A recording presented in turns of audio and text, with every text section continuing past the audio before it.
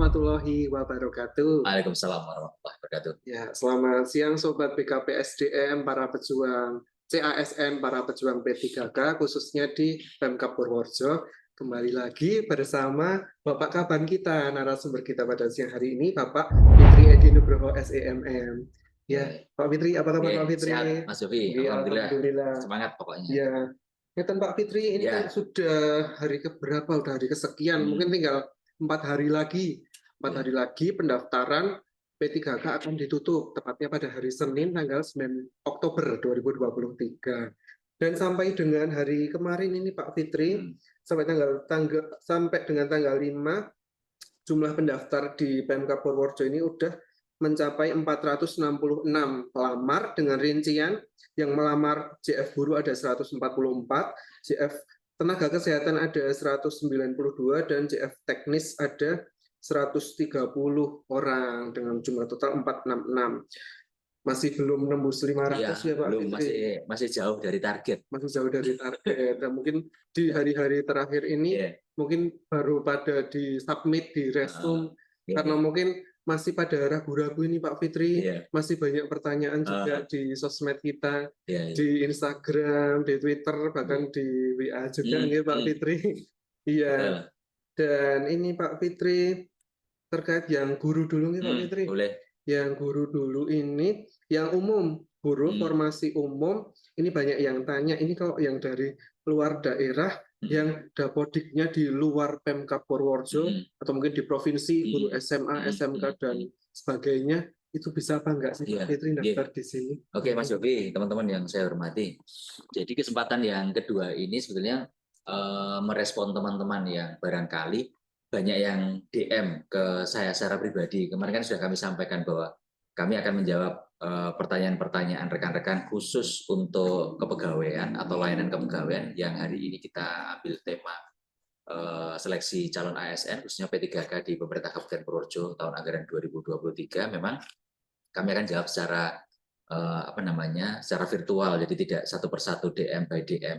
Nah, Mas Yofi tadi yang ditanyakan, bisa nggak kalau kita dari luar pulau misalnya Kalimantan atau dari luar provinsi atau kabupaten kota lain kita mau lamar di Kabupaten Purworejo?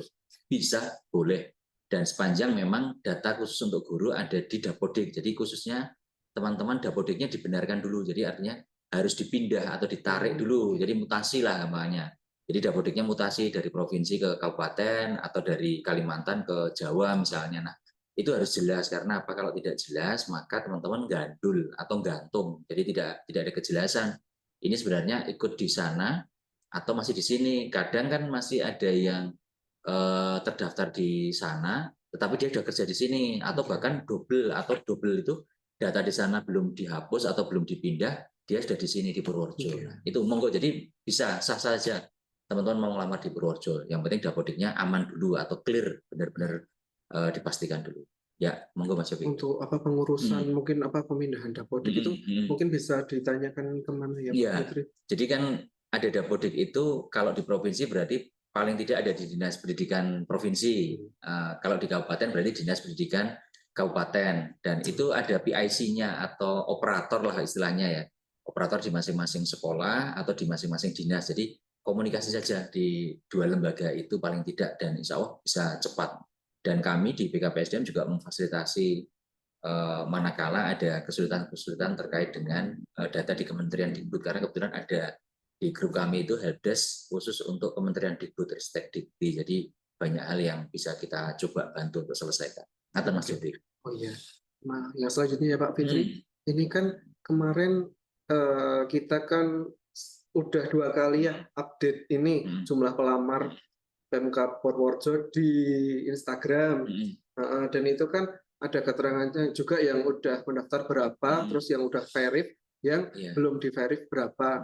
Sementara di pengumumannya kan P3K guru di Pemkab Purworejo itu informasinya cuma umum, dan umum kan baru dibuka tanggal 4 Oktober kemarin, tapi kenapa sebelum tanggal 4 Oktober itu bisa masuk? Kok udah banyak ya umum, itu gimana ya? Jadi ini banyak yang saya yakin kalau salah persepsi, mungkin nggak salah persepsi, tapi beda persepsi atau pemahaman. Jadi di Kementerian Dikbudristek Dikti atau formasi P3K, Pegawai Pemerintah dan Perjanjian Kerja khusus untuk guru, itu tidak ada khusus umum sebenarnya. Jadi semua dikategorikan di umum ketika teman-teman melamar. Jadi itu kemarin yang masuk misalnya tanggal 2 atau tanggal 3 Oktober misalnya, kenapa kok umum sudah bisa masuk? Padahal itu kan jatah saya khusus kan gitu Mas Yofi. Nah, maka di Kementerian Dikbudristek di sistem itu semuanya dimasukkan di umum, walaupun di dalamnya itu tetap ada khusus dan umum.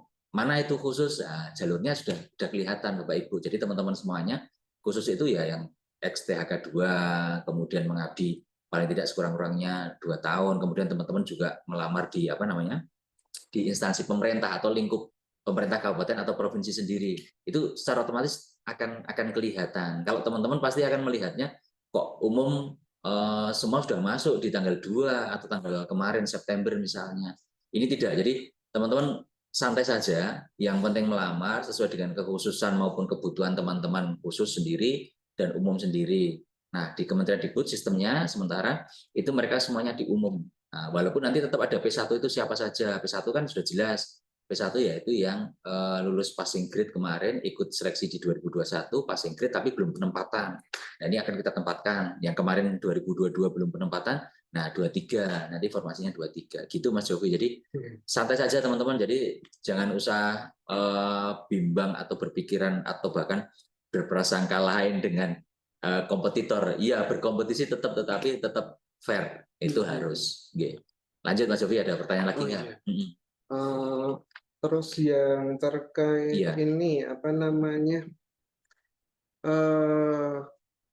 Kan kita kan udah verifnya udah lumayan banyak ya Pak Fitri.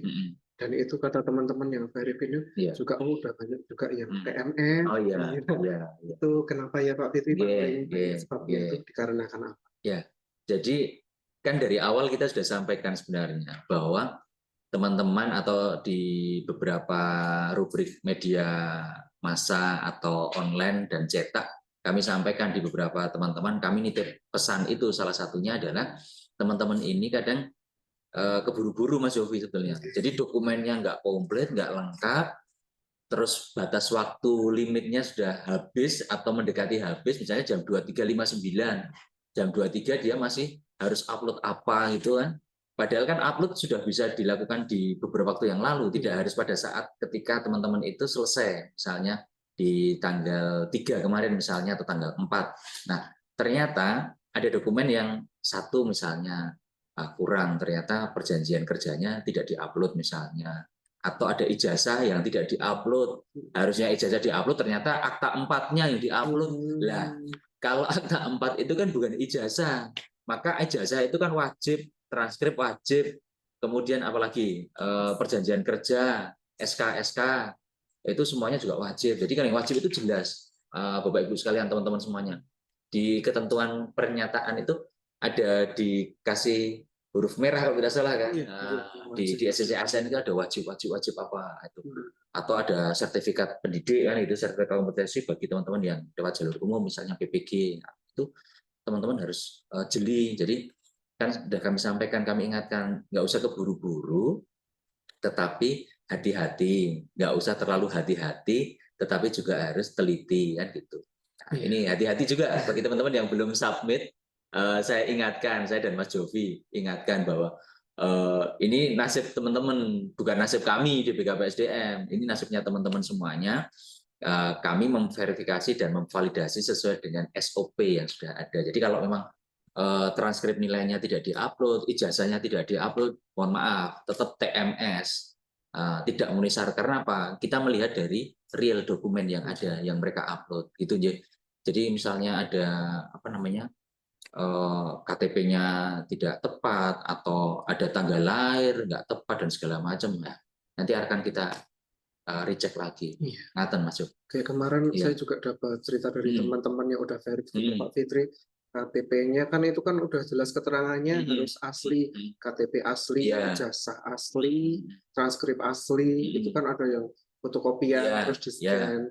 Nah itu kan ya udah otomatis. Ya, TMS, karena kan kita tidak bisa membandingkan antara ini fotokopian atau palsu atau yang lain kalau teman-teman tidak mengupload, karena disebutkan adalah asli. Itu dokumen induk di Permenpan 14 2023 itu terkait dengan pengadaan P3K atau calon ASN. itu hukumnya wajib Bapak Ibu. Jadi kalau yang ada asli berarti kan berwarna atau bergambar kan gitu misalnya. Tidak hanya hitam putih atau grayscale kan gitu. Nah, ini teman-teman yang kadang mohon maaf ketika scan-nya itu atau setting scan-nya ketika nyekan itu mereka tidak antisipasi di sini.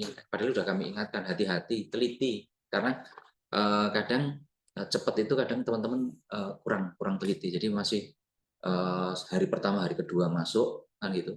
Ternyata begitu masuk di tim verifikator validator, ternyata ada satu kekurangan. Ketika ada satu kekurangan dan itu valid harusnya kan gitu. Misalnya ijazah, transkrip nggak ada ya sudah mohon maaf. Atau kepotong gitu kan juga ada. Tidak komplit. Jadi teman-teman itu kadang scan aja gitu, sudah scan selesai terus di save kan gitu misalnya. Tidak dilihat lagi, tidak direview lagi, harusnya di preview lagi, dilihat kembali, oh sudah utuh, benar, terbaca gitu, oh sudah asli yang terupload misalnya, ya sudah. Ini kadang ya eman-eman kalau kami di penyelenggara kepegawaian karena kesempatan ini kan tidak akan terulang lagi. Besok ada regulasi apalagi kami di BKPSDM tidak tahu juga Mas Jovi. Iya. Sama ini mungkin yang pengalaman kerja itu mungkin ya Pak Fitri, pengalaman kerja yang sebelumnya apa, terus kan mendaftar di jabatan apa gitu itu juga sangat pengaruh ya, nggak relevan gitu kan. Nah, itu Mas Jovi apa linearitas. Jadi saya dan Mas Jovi misalnya hari ini kami mau melamar jabatan arsiparis, maka diploma 3 kami misalnya untuk jabatan arsiparis maka paling tidak D3 kearsipan itu atau D3 manajemen perkantoran atau D3 lain yang dipersyaratkan sesuai kualifikasi dan pengalaman kerjanya juga harus linear di situ. Tidak bisa misalnya saya ngelamar D3 kearsipan, formasi jelas arsiparis kan gitu. Kemudian pengalaman kerja teman-teman misalnya di mana penyuluh pertanian misalnya, nggak nyambung. Atau mungkin di pendidikan misalnya atau di perpustakaan. Beda perpustakaan dengan kearsipan, arsiparis dan pustakawan jabatan aja sudah berbeda. Nah ini tolong diteliti kembali sebelum teman-teman itu menyelesaikan atau submit atau resum di akhir proses pendaftaran. Ngaten Mas Yofi. Oh iya berbicara tentang apa linearitas juga yang nakes ya Pak Fitri. Kemarin kan ada info ini B4 apa bidan pendidik ya terus STR-nya bidan itu linear dengan ahli pertama bidan gitu Pak Fitri. Itu nakes Pak Fitri.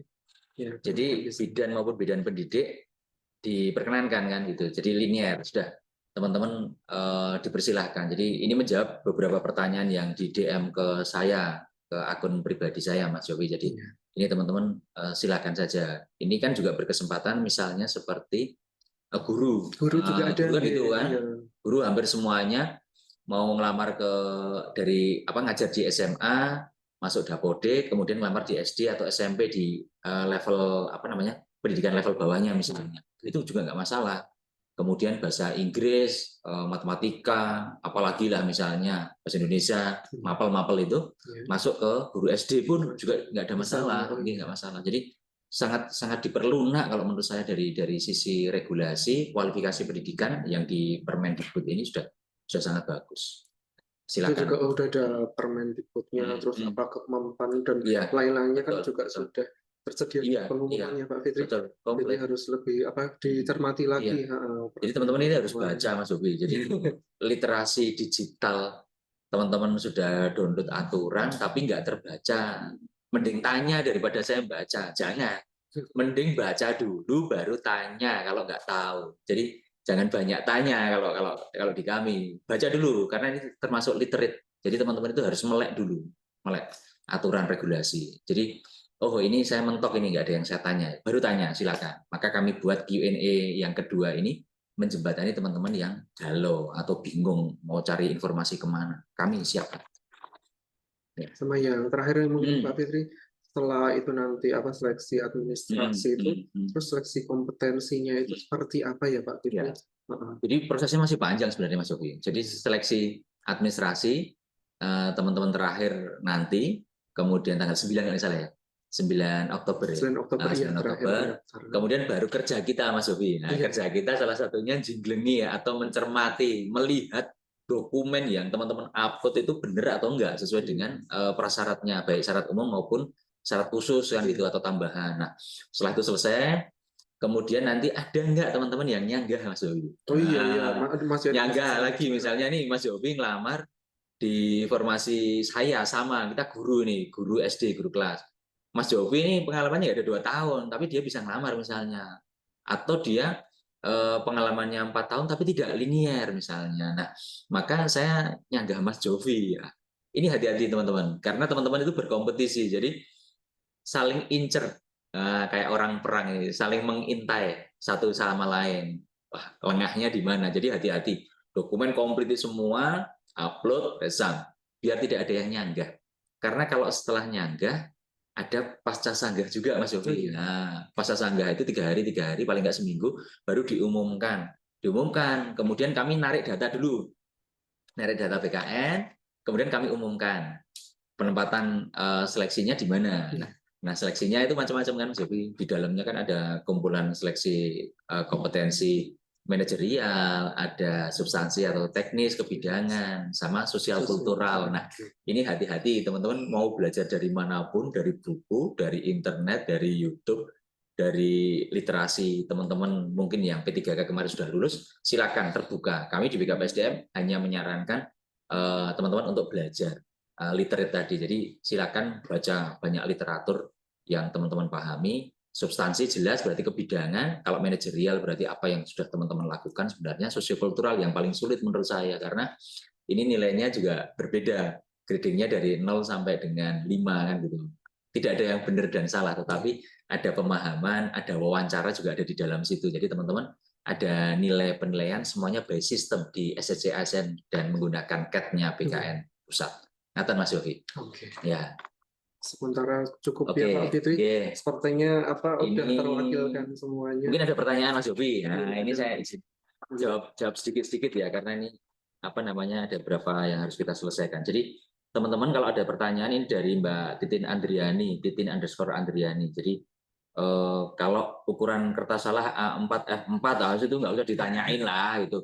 Yang penting kalau A4 F4 kemudian harus ada materai atau e-materai, ya itu wajib. Kalau nggak ada e-materai, mohon maaf, kami TMS.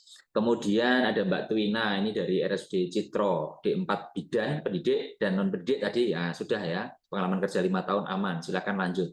Kemudian dari Mbak Dinda Indiranat, ini terkait dengan pengalaman kerja, riwayat kerja kan ada kolom nomor SK. Nah, itu nomor SK ketika ditugaskan di posisi terakhir atau nomor SK di surat keterangan kerja. Nah, idealnya Bapak Ibu, teman-teman semuanya, ya dari awal sampai akhir, biar kami tahu dari tanggal bulan tahun berapa sampai dengan tanggal bulan tahun berapa. Ada 2 tahun nggak? Kalau nggak ada 2 tahun, ya mohon maaf. Tapi kalau lebih dari 3 tahun, 5 tahun, atau 10 tahun, nanti akan kelihatan. Nah, barangkali nanti ada afirmasi, barangkali ada bobot tambahan. Nah, ini terkait beban kerja, tugas tambahan Bapak Ibu sekalian di surat keterangan. Kemudian dari Apri Triwibowo, ini terkait dengan lulusan PPG Prajabatan. Harus kan juga menyertakan surat keterangan kerja. Kalau lulusan PPG kan itu teman-teman sudah ada di apa namanya pangkalan data ya, pangkalan datanya Kementerian Dikbud. Jadi otomatis sebenarnya sudah ada. Jadi memang itu belum ada pengalaman kerja karena teman-teman kan langsung prajabatan di dalam sekolah itu. Jadi silakan nanti by sistem saja. Kemudian ini yang ada di Perindak Provinsi 2 tahun dan tidak ada perpanjangan. Pengalaman total ada berapa ini? Sudah cukup lama dari 2015. Silakan. Jadi dari Mas Laode Husen silakan.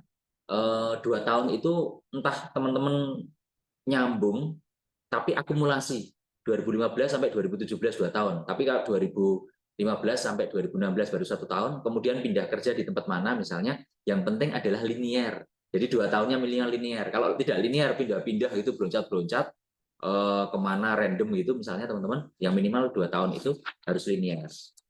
Kemudian ada dari Mas Yudi Setio, ini formasi guru SD, kemudian P4 dibuka berapa jumlahnya. Nah ini agak unik pertanyaan, karena harus Mas Yofi, harus tahu dulu. Jadi kalau teman-teman kan tidak tahu P1, P2, P3, P4, nah di kami itu akan kelihatan nanti. P4 itu dibuka manakala P1 itu masih ada sisa, dikasihkan P2, P3, baru dibuka P4. Jadi P4 itu mohon maaf kalau saya boleh bilang formasi penuh dengan keberuntungan. Jadi keberuntungan kenapa? Karena sisa dari P1, P2, P3 sisa itu misalnya 10 lah baru dibuka P4-nya. Tapi kalau tidak, mohon maaf, stop di P3 saja, penilaian selesai. Jadi P4 tidak dapat kesempatan. Oke, lanjut dari Mas Alif Indra. Boleh ngelamar nggak dari Surabaya ini Mas Alif? Di Purworejo, silakan. Dari manapun seluruh Indonesia, silakan melamar di Purworejo. Kami berterima kasih yang mau masuk Purworejo. Silakan. Kemudian ada Mbak Estri Indahka. Ini terkait dengan bekerja di instansi swasta, praktek mandiri. Kalau di praktek mandiri, bidan misalnya, berarti yang punya praktek mandiri itu direkturnya atau kepala unitnya atau siapapun ada surat keterangan di mana minimal 2 tahun kualifikasi linier. Kemudian Mbak Desi Fitrianingrum, ini bertanya juga terkait dengan ijazah D4 kebidanan. Tadi sudah, nggih. Jadi D4 sudah, dan kebidanan itu pendidik atau silakan, nggak ada masalah. Kemudian SK itu wajib hukumnya. Jadi biar kami verifikator itu tahu 2 tahunnya dari mana, pas atau kurang atau berlebih. Karena kalau kurang 2 bulan, kurang 3 bulan, kurang 4 bulan misalnya, ya mohon maaf, berarti belum ada 2 tahun, tidak bisa. Kemudian Mbak Dwi Melani, ini terkait dengan nakes umum, syarat pengalaman kerja 2 tahun. Kerja di tempat A 1,5, kemudian 1 tahun di tempat yang lain. Boleh, nggak ada masalah. Yang penting linear ya, tadi sudah dijawab. Yang penting linear pokoknya teman-teman. Kemudian ini ada lagi dari Mbak Willy Widya Arina. Di klinik Pratama 10 tahun terus-menerus ingin mendaftar P3K RS pemerintah. Silakan. Jadi teman-teman yang memiliki kualifikasi sama gitu silakan mendaftar. Jadi yang penting kualifikasinya linear dan di mana berarti jalurnya umum. Tapi kalau teman-teman ngabdi di pemerintah Purworejo, di instansi pemerintah Purworejo minimal 2 tahun, melamar di Purworejo juga misalnya, itu lewatnya jalur khusus. Jadi kalau dari Kalimantan ke Purworejo, melamar, nah itu jalurnya umum. Silakan. Kemudian mendapat surat keterangan bekerja. Nah, silakan. Jadi surat keterangan bekerja itu wajib Bapak Ibu. Jadi teman-teman semuanya, tadi yang saya sampaikan pengalaman kerja itu ada yang ada SK-nya, ada yang tidak. Ingat, kalau ada hanya surat keterangan, itu kan ada nomor apa namanya? Biasanya ada nomornya apa ya? Agenda atau nomor perjanjian kerja lah itu. Nah, itu nomor perjanjian kerja disebutkan jadi nomor SK. Kemudian mulai kapan? Tanggal, bulan, tahun sampai kapan. Nah, itu kami akan menghitung 2 tahunnya. Itu jelas. Kemudian dari Mbak Atika _Widi 9. Ini saya guru matematika di SMK. Saya sudah membuat akun tapi tidak ada formasi. Apakah saya bisa mendaftar SMP SD? Nah, jelas. Monggo, sepanjang dapodiknya masuk, ada valid, dicek dulu di dapodik Bapak Ibu sekalian, teman-teman mau turun grade dari SMK, SMA gitu ke SMP, SD, silakan saja. Yang penting ada kualifikasi. Tadi saya sampaikan ada keputusan Kementerian Dikbudristek itu jelas itu. Banyak hal yang bisa di linearitasnya diakui. Kemudian dari Evin_Cahyana, masalah surat perikatan kerja SK. Saya tahun 17 sampai 19 bagian belakang tertanda kapus dan Kadinkes tidak ada tanggal. Nah, dicek di halaman depan biasanya tertanggal kapan, berlakunya kapan, kan gitu. Misalnya pada hari ini Rabu misalnya atau Jumat tanggal 6 Oktober 2023 sampai dengan misalnya berapa 1 tahun ikatan kontraknya atau 2 tahun atau berapa tahun misalnya itu disebutkan ada. Walaupun di belakang tidak ada, tapi teman-teman akan bisa melihat itu dari tanggal bulan tahunnya mulai ikat kontrak itu kapan sampai dengan berakhirnya kapan. Maka kalau berlaku 1 tahun atau SK ini berlaku selama 1 tahun dari tanggal bulan tahun, nah, itu nanti dibersani dilihat lagi. Itu Mas Yofi, ini sementara pertanyaan sudah kami jawab semua dan monggo nanti bisa dibagi teman-teman baik di Instagram maupun di YouTube-nya BKPSDM Purworejo Official. Matur Mas Yofi. Matur suwun Pak Ya, Fitri sudah mau menjawab pertanyaan dari teman-teman pejuang P3K di Kabupaten Purworejo. Tetap semangat buat teman-teman. Ini dilengkapi dulu semua persyaratannya, ketentuannya dibaca dulu, dicermati, dipahami, baru dikompliti. Dan bisa dilihat juga dari podcast kita yang sebelumnya Ya. Pak Fitri, sama apa balasan-balasan di postingan di Instagram itu juga bisa dicermati dengan baik. Gitu. Pesan terakhir Mas Yofi, nggak usah DM lagi. Mohon maaf nggak ya, bisa karena balas kalau di DM itu kan jawaban pribadi ya, bukan jawaban kedinasan, karena itu akunnya akun pribadi bukan akun kedinasan. Jadi teman-teman silakan bertanya di akunnya officialnya BKPSDM, mau di Twitter, mau di Instagram, mau di YouTube, monggo, nggak ada masalah. Nanti kami akan jawabnya juga ada di dalam situ. Dan nanti akan kita buka Q&A lagi manakala ada pertanyaan-pertanyaan atau tambahan informasi. Matur nuwun Mas Yofi. Oke, matur suwun Pak Fitri atas waktunya. Semoga sukses semua teman-teman pejuang P3K. Kami tunggu di pemerintah Kabupaten Purworejo. Assalamualaikum warahmatullahi wabarakatuh. Waalaikumsalam warahmatullahi wabarakatuh.